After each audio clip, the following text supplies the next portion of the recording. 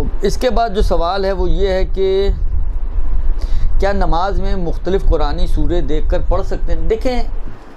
نماز میں کسی چیز کو دوران نماز پڑھنا یہ مکروہ ہے، مثلا لکھی ہوئی کوئی چیز پڑھنا یہ مکروہ ہے۔ اس میں فقہا نے قرآن کو بھی شامل کیا ہے،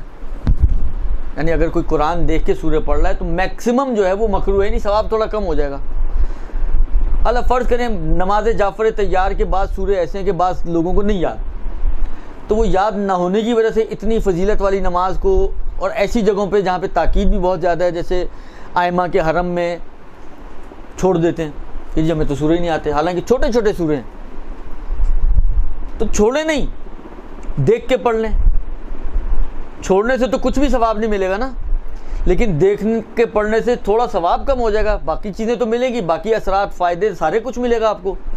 صرف مثلا فرض کریں 1000 نیکیاں اگر ملنی تھی تو آپ کو مثلا فرض کریں 800 نیکیاں مل گئیں، لیکن وہ 800 تو مل رہی ہیں، چھوڑنے سے تو وہ 800 بھی ہاتھ سے جائیں گی، پلس اور جو دوسرے اس کے اثرات اور بینیفٹس ہیں وہ بھی آپ کے ہاتھ سے جائیں گے۔